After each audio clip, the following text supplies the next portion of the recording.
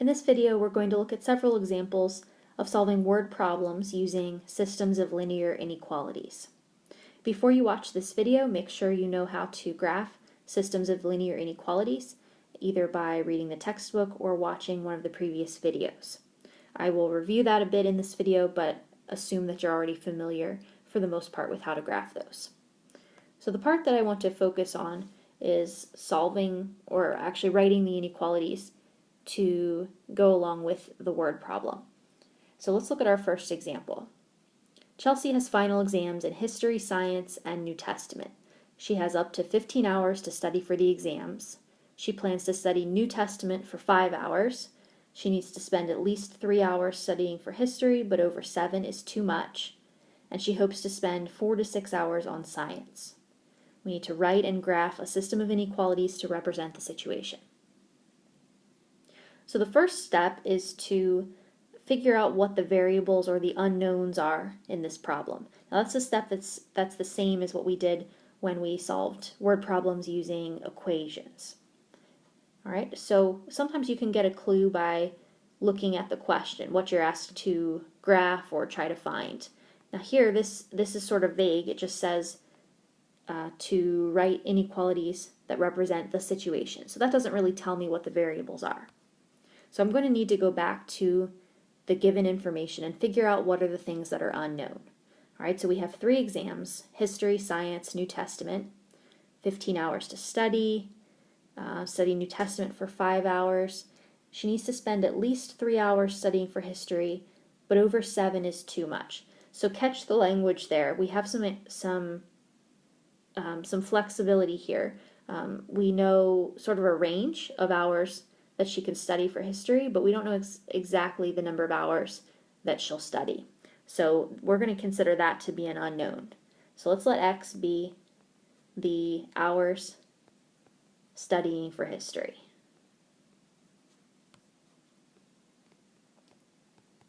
All right, what else is unknown? If we keep reading, we know that she needs to spend at least, 4 to 6 hours on science. So again, we have a range, and we don't know exactly how many hours spent on science.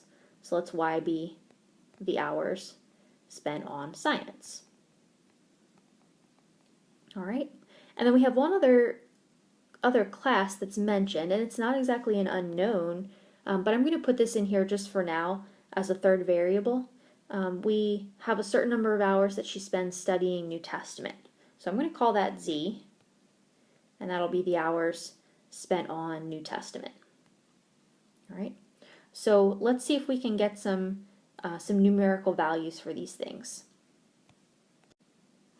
So if we look first of all at the one thing that we do know for sure, we know she spends 5 hours studying for New Testament. So that would tell me that Z equals 5 hours. All right. What about history? So we know she spends at least 3 hours studying for history, and not over 7. All right. So we want to go, like, another way to say that would be no more than 7 hours. All right. Now those are phrases that indicate inequalities instead of equations because they're not definite statements. They're giving a range of values. There's a table in your book on page 342 which may help translate some of those phrases into inequalities. All right, so if I look at the first one, I know she studies at least 3 hours, and you find that in the table, and the inequality symbol that means at least is the greater than or equal to symbol. So I know that X, the number of hours spent on history, is at least greater than or equal to 3. What about a word that means over? All right, well, I don't see over in this table, but keep in mind that we don't want to study over 7 hours. So the phrase that indicates what we actually want is not more than. Right? So the opposite of over would be no more than. So we know that X, the hours spent on history, must stay less than or equal to 7. How about the hours spent on science? Well, we have a range here from 4 to 6. So I could do the same thing that I just did, but I could also think of think of this in a slightly different way. I could write a compound inequality, and I could say that science, the hours spent studying science, is y, and that's sandwiched between 4 and 6. So it could equal 4, and it could equal 6, and then it could equal any of the values between those things. So if you write your inequality like this, right, that means 4 is less than or equal to y, right, or I could read that backwards as y is greater than or equal to 4, right, and then y is less than or equal to 6. So I've captured that. It's at least 4, but no more than 6. Then I also want to look through, so I've put some restrictions. I know the ranges for these different hours spent on the 3 subjects, but I also want to look through and see if I have anything else that indicates some sort of an inequality or some sort of a restriction. Right, so notice in the second sentence, I haven't done anything with this yet. The fact that she has up to 15 hours to study for the exams. All right, so this gives me a total number of hours, and that 15 hours is going to be used for all 3 of these subjects. So it makes sense that a combination of those 3 would make up those 15 hours. Or in other words, the sum x plus y plus z can be up to 15, right? Or at most 15. And here's a phrase that indicates that, right? At most, and the symbol that goes with that is the less than or equal to. So if you add up the time spent studying, it's got to stay less than or equal to 15. Okay, so I have my inequalities. The next thing we want to do is try to graph these. Now you'll notice that we normally just graph with x and y. We don't have a way to graph this z. So I need to deal with that quickly before I actually move to a graph here. All right, so I'm going to use this z equals 5, and I'm going to use substitution by replacing z in that inequality with 5. Right, and then that'll take care of 2 things here. It'll take care of the fact that z equals 5, so I've used that information, and then it'll also help me rewrite this last inequality without that annoying third variable. All right, so I'm not going to graph z equals 5, but I am going to graph x plus y plus 5 is less than or equal to 15. All right, so here's my graph.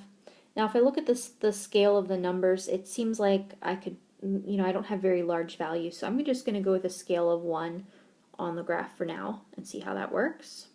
So I'm going to label both axes, and then again I mentioned I would go quickly through this graphing part, assuming that you're already familiar with how to do this. All right, so to graph x is greater than or equal to 3, I would draw a vertical line through 3, and that's solid, and then the shading would go to the right. X is less than or equal to 7 would be a vertical line through 7,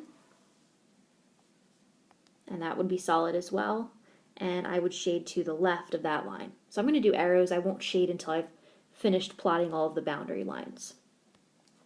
For y, I have 2 of them. I have y equals 4 and y equals 6 as my 2 horizontal lines. So here's 4 and here's y equals 6. All right, and then dealing with the shading, if I have y is greater than or equal to 4, I would be shading above that line, and y is less than or equal to 6, I would be shading below that line.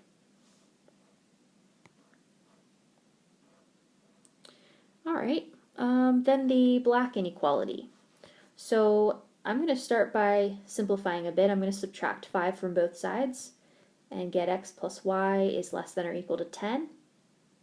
And then this one, I think I like the intercepts for graphing. You could do y equals mx plus b as well, but the 2 intercepts would be 10, 0, and 0, 10. All right, so I'm going to plot those 2 points.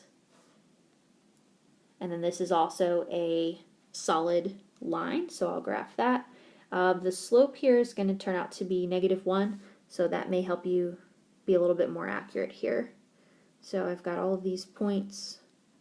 I could come down from the y-intercept, And I'll try to do this carefully. So this would be the line. That's not bad. Okay, then for shading, you could do the test point 0, 0, and that would give you 0 is less than or equal to 10. So I would shade the side with 0, 0. So I'm going to shade this way. All right, so if you follow all of those arrows to see where to ultimately shade, we would need to stay between the blue lines. I would need to stay between the orange lines, and I would need to stay on this side of the black line. So if you follow all of those arrows, you're going to end up with this little region here. All right, and you would shade that to represent all of the possible solutions. Okay, so if you think back to the question, we were trying to figure out how many hours Chelsea could study for these exams. So she doesn't have a single solution that works. She has a different, a range of possibilities.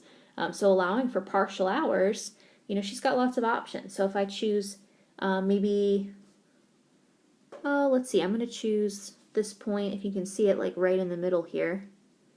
All right, I covered it over with the shading. But that's the point 4, 5.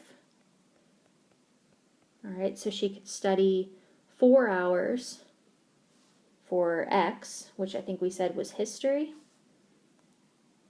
Okay, so she could study 4 hours for history as one possibility, and 5 hours for science. All right, so notice that that fits all of our requirements here. 4 is between 3 and 7. We've got 5 between 4 and 6, and then we already knew that she was planning to study 5 hours for New Testament. So that's one possibility. She could also study one of these corners because these are solid lines, so that's part of the solution. So maybe she only needs to study 3 hours for history and 4 hours for science. Okay, so that's another option. But that purple, again, would represent all of the different possibilities. Okay, let's look at a second example. Rondell has to save at least $925 to go on his journey trip in 8 weeks. He earns $9 an hour working at the Pizza Palace and $12 an hour doing landscaping. With his class schedule, he can't work more than 25 hours per week. Assume he must work the same hours each week. So here we're going to write and graph a system of inequalities to represent the number of hours he needs to work at each job if he wants to make the trip. So here we know what X and Y represent, what the variables are. All right, they are the number of hours he's working at each of 2 different jobs. So let's let X be the number of hours he works at Pizza Palace. And it makes sense to think of the hours as per week rather than for all 8 weeks. So we'll deal with that later. And then let's let Y be the hours spent working at the landscaping job. And again, let's have that be per week.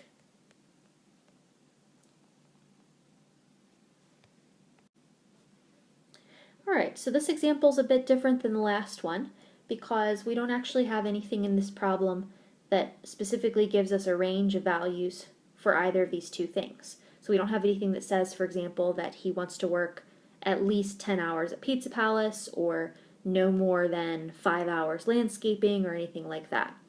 What we do have are some other requirements or restrictions. So if we can figure out what those are going to help us write our inequalities. So if you look at what we need for the problem, first of all, he needs to make enough money.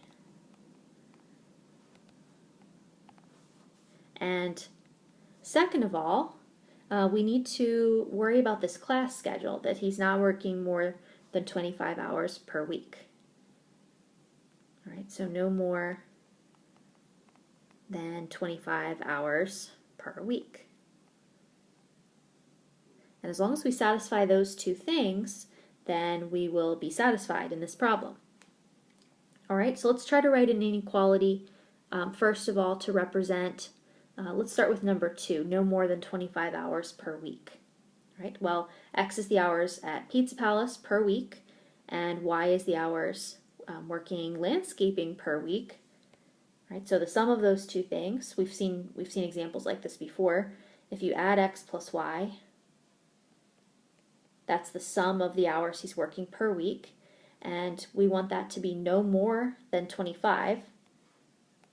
So if we look back at this table, no more than is indicated by a less than or equal to symbol. So x plus y is less than or equal to 25. All right, let's deal with the money now. We need to save at least $9.25. Right, so enough money would be at least that.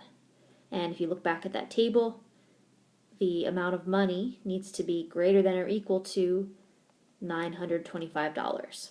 Right, then we just have to figure out how to describe in terms of hours working at each place the amount of money that he's making. All right, so we've done examples like this. We know that it's $9 per hour at Pizza Palace.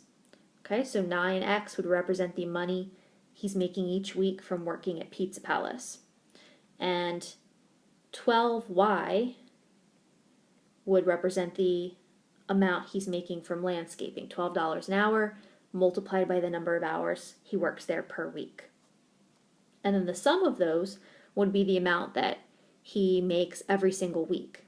Okay? Now, he doesn't have to make all of this money in 1 week. He's got 8 weeks to do that. Right? So I'm going to take the amount he makes each week and multiply that by 8, and that's what needs to be at least $925. All right, so we can simplify that a little bit before we graph. You can choose to divide both sides of the inequality by 8, or you can distribute the 8. So since dividing would give a fraction, I'm going to distribute in this case. So this would be 72x plus 96y is greater than or equal to 925. Okay, so let's look at a graph.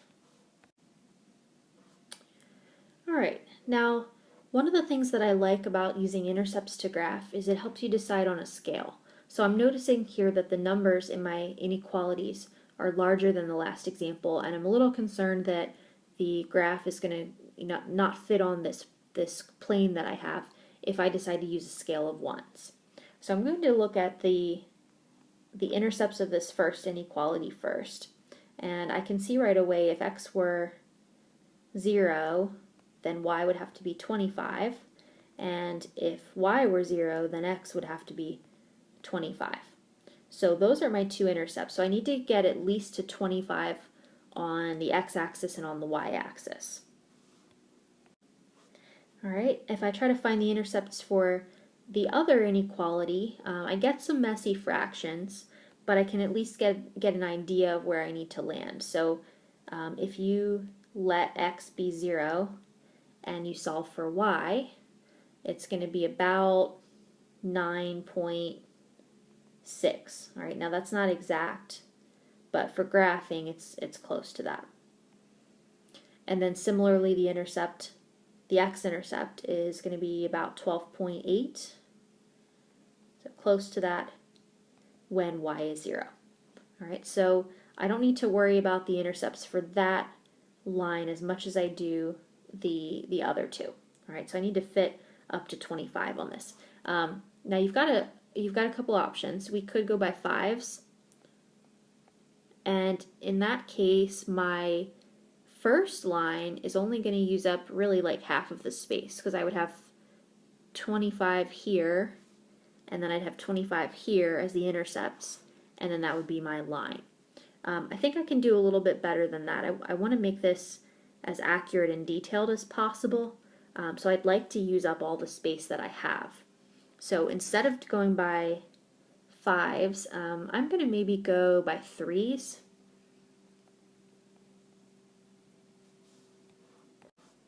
And that means by the time I get out to the edge of the graph, I'm going to be at 30, so I'm just a bit past 25. So again, this is just my preference, so it's up to you what scale you want to choose, or if you just want to use different graph paper that maybe has more lines to work with. But if you go with that option and plot the intercepts, then 27 would be here. So I'm just going to back up a little bit from that. Here's 24, and then 25 would be right about here. Okay, and then similarly, here would be about 25 on the y-axis. Okay, if you did y equals mx plus b for this first line, you're going to find that the slope is -1. And again, because I've messed with the scale here, it's going to be tricky to go to like down 1 over 1. So instead, maybe I'd like to go like down 3 over 3. You can definitely do that. You can go down 10 over 10, down 5 over 5, anything that's equal to -1. All right, so I'm going to do that. I'm going to go down by 3s, so down 3 over 3, down 3 over 3, and so forth. All right, and that's how I would do it if I used the y-intercept and then use slope to get some other points. All right, so here's my line, and I don't really have a good ruler tool on this video software that I'm using, video app. But when you're graphing this, make sure you do use a ruler or some sort of a straight edge to be a little bit more accurate. Okay, and then let's do the second line. So I know about where the intercepts are. I've got like 9.6 is, let's see, somewhere in here. And then I've got 12.8, and that's maybe right about there. All right, let me see if I can get a straight line through this. All right, not bad. Okay, so right now notice first of all that the lines aren't intersecting, and that's okay, but I still want to look at where the shading is. So for this second line, right, if I test the point 0, 0, that's going to be false, so I want to shade the opposite side of that. And for this first line that I graphed, 0, 0 would make that true, so I want to shade the side with 0, 0. All right, so right now I'm between these two lines, and that would be my shading. But I want you to notice one other thing. So normally we would be done here. This would be a graph of all of the possible options, right, or possible hours. This guy could work at Pizza Palace and a landscaping job. But notice we have some solutions that are indicated here that don't really make sense. So here's one of them. What about this is, let's go with this point. And I've got a scale of 3, so that's the point -3, 15. All right, so that would be indicating that he could work -3 hours at Pizza Palace and 15 hours at landscaping in order to make the money that he needs. Okay, but we know that that's not possible. He can't work negative hours. So let me back up to the inequalities that we wrote, and I actually want to add in 2 more. I want to put in 2 that are implied, not actually stated, but that need to be here so that this makes sense. I need to make sure that I'm only graphing positive or 0 values of the variables. All right, so here I'm also going to add in the 2 inequalities. X is greater than or equal to 0, and y is greater than or equal to 0. So then when I go to graph this, I would actually be graphing 4 inequalities, and here would be my second 2. And those would be lines right on the axes. Okay, so actually right here and right here. And then I would shade above the x-axis and to the right of the y-axis. So that would restrict my solution, and I wouldn't have this shaded in the final solution anymore. Right, so I would just be in the first quadrant of the graph. Okay, that's good enough. And my shading would just be in here, so between the 2 diagonal lines, and then just with positive or 0 values of x and y. Okay, so that would be the final solution. We didn't do this on the first example. We didn't we didn't look at x is greater than or equal to 0 and y is greater than or equal to 0. There is a reason for that. Those really would have been redundant because of the inequalities that I had. All right, so I know that x is greater than or equal to 3, so that means for sure that it's greater than or equal to 0. And similarly, I knew y was at least 4, so I didn't need to worry about it being at least 0. And then I knew a specific value for z, so same thing, I knew that it was going to be a value that made sense. All right, so in general, when you're writing these inequalities, go through the problem and pick out anything that sounds like an inequality. So some of these key phrases, less than, greater than, more than, and so forth. In addition to that, think about values for the variables that make sense, and if we don't already have something that indicates this, then also include the two x and y are greater than or equal to 0. Okay, and that's true in all of the word problems we'll do in this textbook, because all of the things that we're looking at are things that would only make sense if they were positive or 0 values. Okay, so that's everything. We've talked about writing inequalities from the word problem, and then just a quick review of graphing those inequalities as well.